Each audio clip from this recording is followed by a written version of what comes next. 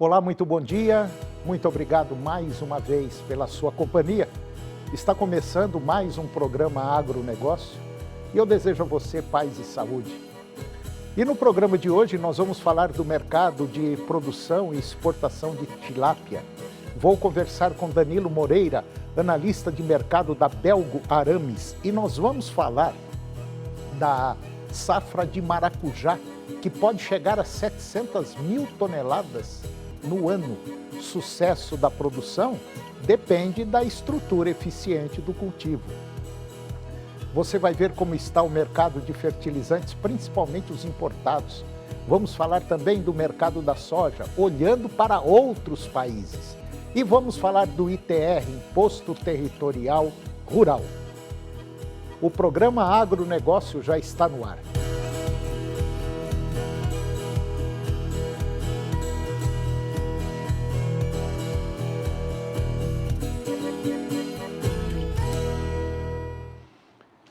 Eu começo o programa de hoje falando do mercado de fertilizantes, principalmente os importados, que basicamente é a maioria.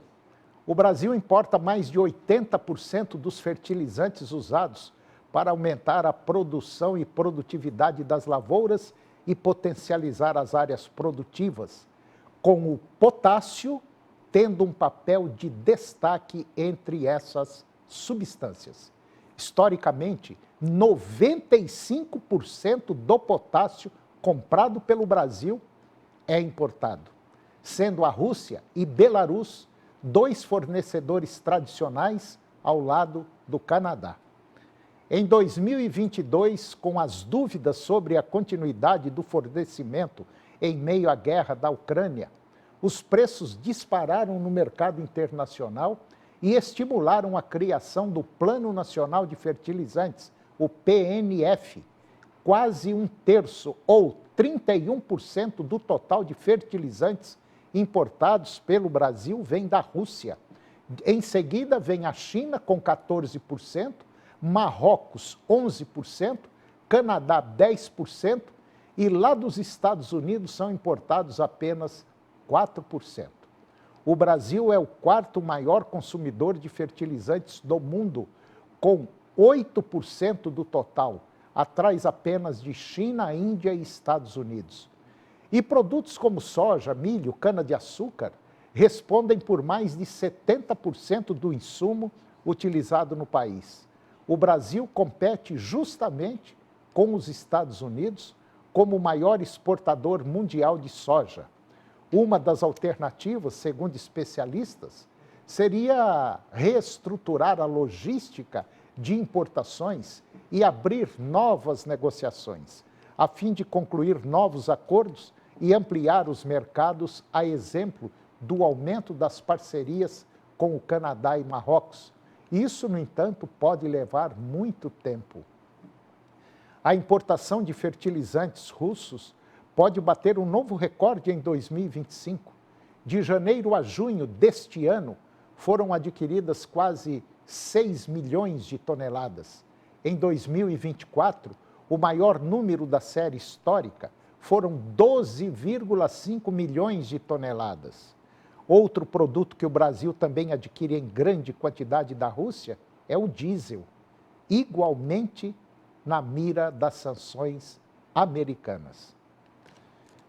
E agora vamos comentar do mercado da soja, só que olhando para outros países, ou seja, exportação. O mercado brasileiro de soja iniciou o mês de agosto com um ritmo mais intenso de negociações, impulsionado tanto pela demanda internacional, especialmente da China, quanto pelo aumento na procura de indústrias esmagadoras nacionais. Segundo dados do Centro de Estudos Avançados em Economia Aplicada, o CEPEA, o volume de transações cresceu na esteira do forte interesse externo e da necessidade interna de recomposição de estoques. Em julho, as exportações brasileiras alcançaram um recorde histórico para o mês, somando 12,25 milhões de toneladas embarcadas, conforme levantamento da Secretaria de Comércio Exterior, a SECEX, analisado pelo CEPEA. No acumulado de janeiro a julho deste ano, o Brasil já exportou 77,2 milhões de toneladas da oleaginosa, marca inédita para o período e que consolida o país como principal fornecedor mundial. O apetite chinês segue como força motriz nas negociações, além de assegurar abastecimento. O país asiático aproveita a competitividade do produto brasileiro no cenário internacional, mesmo diante das oscilações cambiais. O movimento reforça a dependência brasileira desse mercado, que absorve grande parte da produção nacional destinada ao exterior. No mercado interno, a maior demanda das esmagadoras mantém aquecido o setor de derivados como farelo e óleo de soja. Contudo, analistas do CPEA ressaltam que a expressiva valorização do real frente ao dólar nas últimas semanas limitou a escalada dos preços domésticos, reduzindo a competitividade das cotações frente aos preços máximos registrados em anos anteriores. O cenário cambial atua como um freio para a valorização interna, já que o dólar mais fraco, o ganho em reais por tonelada exportada simplesmente diminui. E essa relação tem levado parte dos produtores a avaliar com mais cautela a comercialização, aguardando possíveis mudanças no câmbio ou novas janelas de oportunidade para vendas mais rentáveis. A perspectiva para as próximas semanas indica que a movimentação ela vai seguir elevada, especialmente se a demanda chinesa permanecer robusta e as indústrias mantiverem ritmo firme de compras. Ainda assim, especialistas alertam que o câmbio continuará sendo um fator determinante para o fôlego dos preços no mercado interno, exigindo atenção redobrada de produtores e trades nas estratégias de negociação. E agora vamos falar de imposto. ITR, Imposto Territorial Rural. E desde a última segunda-feira, dia 11, os contribuintes já poderão enviar a declaração do Imposto sobre a Propriedade Territorial Rural, o ITR, referente a 2025. Uma novidade neste ano é o serviço web, ou seja, pela internet, lançado pelo SERPRO, que permite o preenchimento da declaração diretamente no portal de serviços da Receita Federal, sem necessidade de baixar o programa gerador. O sistema online, ele oferece praticidade para que o contribuinte preencha, interrompa e retome a declaração a qualquer momento e em qualquer dispositivo com acesso à internet, utilizando o login gov.br. Segundo Ariadne Fonseca, que é a diretora do SERPRO, a ferramenta simplifica o processo, especialmente para quem não tem familiaridade com a tecnologia. A declaração poderá ser preenchida, interrompida e, a qualquer hora, você liga o computador novamente e por qualquer dispositivo com acesso à internet, bastando utilizar o login do portal de serviço do governo, o gov.br. O procedimento ficou mais simples, atendendo inclusive os contribuintes, como nós já dissemos, que não têm nenhuma familiaridade com a tecnologia. Bom, o Imposto Territorial Rural, o ITR, ele é calculado conforme o tamanho da propriedade e também o seu uso. Quanto maior a terra, maior o imposto, mas a tributação diminui se a área for produtiva, como em atividades agrícolas ou pecuárias, áreas protegidas ambientalmente e pequenas glebas rurais, quando o proprietário não possui outros imóveis. São isentas do imposto terrenos de instituições sem fins lucrativos, usados em suas atividades, também não pagam. Também precisam declarar e pagar o ITR quem perdeu a posse ou direito de propriedade do imóvel rural entre 1º de janeiro de 2025 e a data da entrega. O pagamento é obrigatório para a venda ou financiamento do terreno rural. E agora vamos comentar um pouquinho da recuperação de pastagens degradadas aqui no Brasil. O segundo leilão do Eco Invest Brasil superou as expectativas e vai destinar cerca de 30 bilhões de reais para financiar a primeira fase do programa Caminho Verde Brasil. A meta é recuperar nos próximos 10 anos 40 milhões de hectares de áreas degradadas para que sejam utilizadas em sistemas produtivos sustentáveis. Coordenado pelo Ministério da Agricultura e Pecuária, o Caminho Verde Brasil, ele visa impulsionar a recuperação ambiental e a produtividade do setor agropecuário por meio da restauração de áreas degradadas e da promoção de práticas sustentáveis. A recuperação de terras degradadas aumenta a disponibilidade para a agropecuária sem desmatamento de novas áreas. O leilão é um dos mecanismos para financiar o programa e os 10 bancos vencedores se comprometeram com a reestruturação de pelo menos 1,4 milhão de hectares.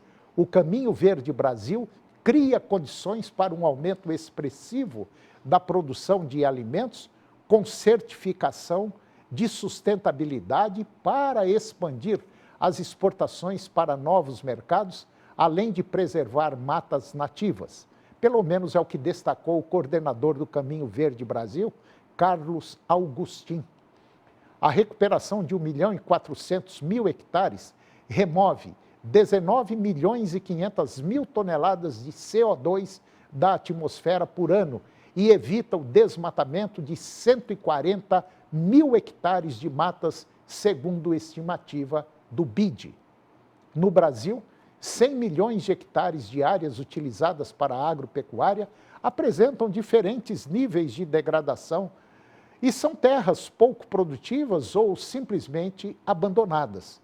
Deste total, 40 milhões de hectares apresentam alto potencial para atividade agropecuária. Recuperar essas áreas para que elas sejam utilizadas de forma sustentável é a proposta do Caminho Verde Brasil. E agora vamos falar um pouquinho do mercado de produção e exportação de tilápia.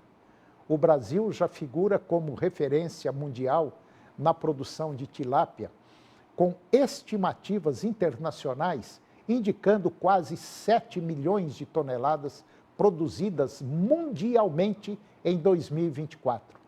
A expectativa para 2025 é de um crescimento adicional de 5%, elevando a oferta mundial para 7,3 milhões de toneladas, segundo a FAO e outras consultorias do setor. Com esse cenário, o nosso estado, o estado de Goiás, ele tem a oportunidade de ampliar a sua participação no mercado nacional e internacional, desde que invista em estruturas políticas e públicas e valorizações dos produtores. A piscicultura brasileira ela vive um momento de consolidação e também de crescimento. Em 2024, a produção nacional de tilápia saltou 14,3% em relação a 2023, alcançando a marca histórica de 662 mil toneladas. O dado divulgado no Anuário Peixe BR de 2025 comprova o protagonismo da tilápia na piscicultura brasileira. A espécie já representa 68,3% que é cultivado no Brasil.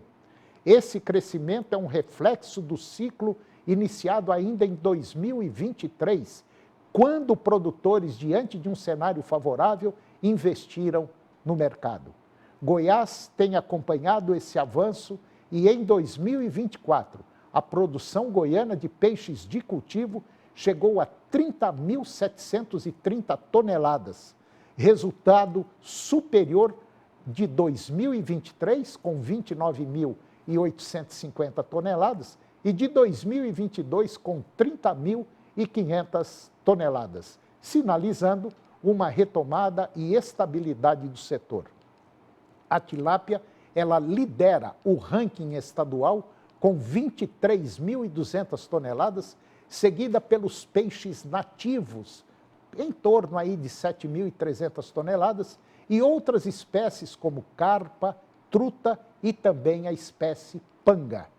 Os municípios que mais produzem são Niquelândia, Inaciolândia, Quirinópolis, Golvelândia e Lusiânia, compondo um mapa estratégico para o desenvolvimento da atividade aquícola no estado de Goiás.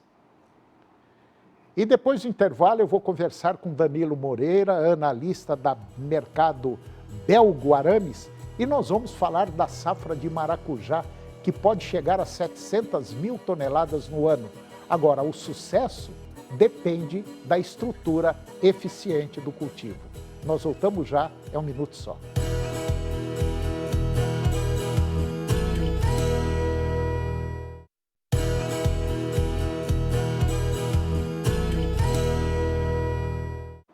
Nós estamos de volta e agora eu vou conversar com Danilo Moreira. O Danilo Moreira, ele é analista de mercado da Belgo Arames. E nós vamos falar de um tema interessante, nós vamos falar sobre a produção do maracujá, que pode chegar a 700.000 toneladas no ano.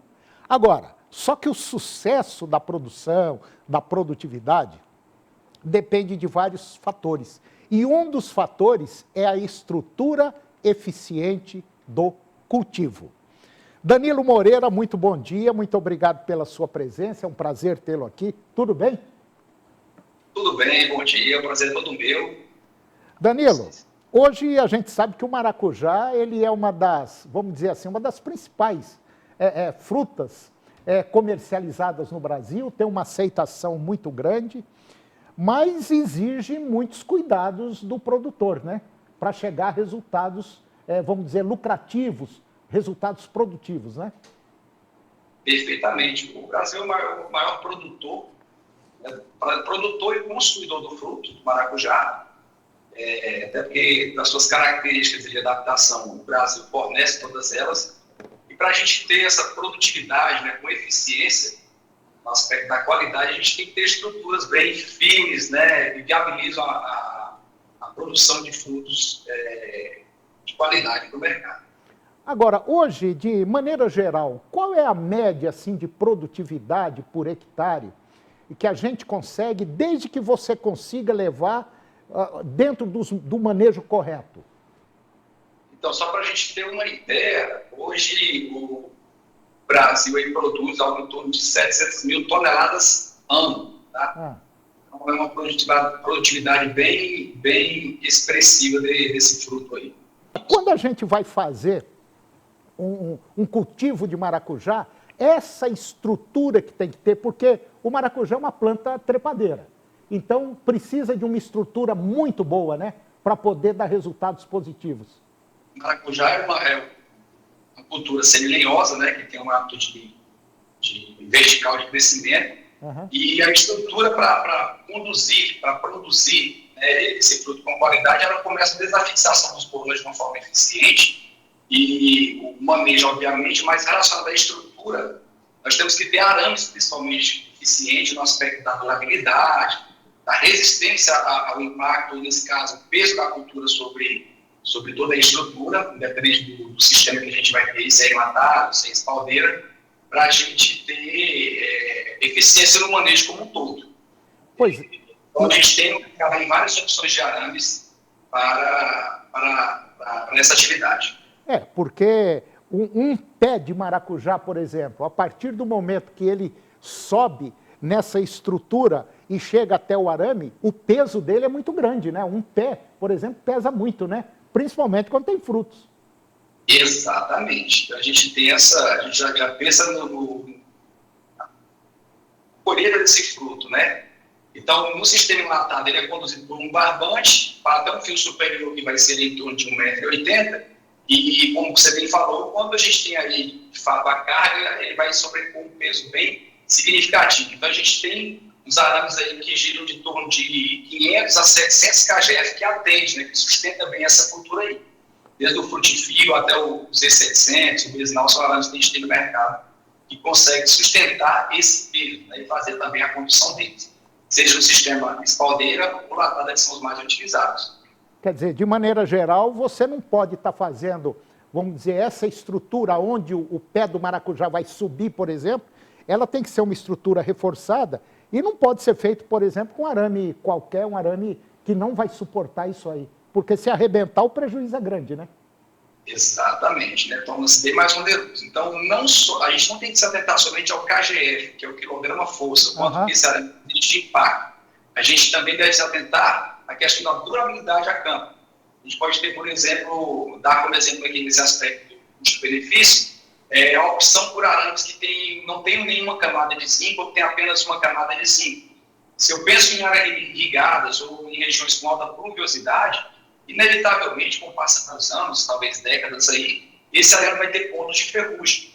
Então, sempre optar por arames que tem uma tripla galvanização, né, que a gente tem disponível no mercado, além do KGF e tudo mais, ou em alguns casos em que a gente tem a proximidade desse arame com o solo, que faz os rabichos com hastes, optar por tecnologia besinal, que são arames que têm na sua composição ali de gramatura, proteger contra a oxidação, tanto o zinco, que é comumente já utilizado, 95% de zinco, e 5% de alumínio. Então, eles vão custar aí 15% a 20% mais caro, mas no aspecto de custo-benefício, se um arame durar 10 anos, ele vai durar 20, 30. Então, veja como é bem viável a gente optar por arames que também duram bastante.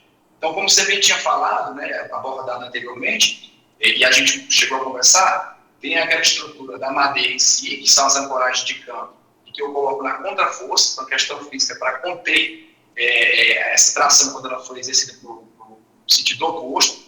Tem um arame que vai durar e que vai resistir, que gira em torno de 500 kgf, como frutifio a 700 kgf, depende se eu estou utilizando nas principais linhas que vai a madeira ou nas entrelinhas, espaçamento a cada 30 centímetros. E vale lembrar ainda de algo bem interessante, que talvez o mais importante, que é o coração da seca, a exemplo do que a gente tem na pecuária, que são os cantos. Então, as ancoragens que vão nos cantos, eu preciso necessariamente utilizar pelo menos uma cordoalha de 3 fios, em que a gente tem aí um KGF, ou seja, uma resistência de até 1.000 kg de tensão.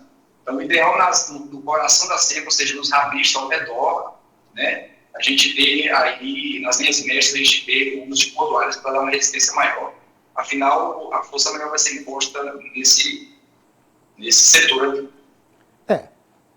Pela explicação que você deu, as coisas parecem muito simples quando a gente olha de longe. Mas quando você chega de perto e vai fazer a implantação de uma área para a produção de maracujá, a coisa não é tão simples desse jeito. Não é, como diz, fincar um pau aqui e outro ali, esticar o arame e soltar a semente ou a muda e fazer a coisa produzir. Não é bem desse jeito. Então, para ter resultados positivos, você precisa de orientação técnica e produtos de primeira qualidade, principalmente o arame, que vai dar basicamente a sustentação e, é claro, vamos dizer assim, entre aspas, os esticadores têm que ser muito bem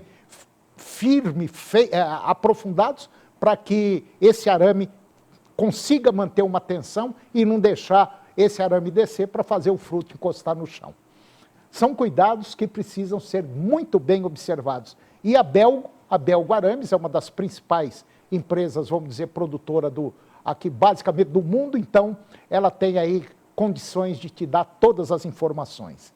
Danilo Moreira, muito obrigado pela sua participação no nosso programa. Eu acho que deu para dar pelo menos uma visão geral de como produzir maracujá e ter resultados positivos. Um grande abraço e muito obrigado. Eu que agradeço a oportunidade. Um grande abraço a todos. Obrigado. E o programa de hoje chegou ao fim. E eu termino o programa com a seguinte frase: o sofrimento é o intervalo entre duas felicidades. Muito obrigado pela sua companhia, que Deus os abençoe e até o próximo programa.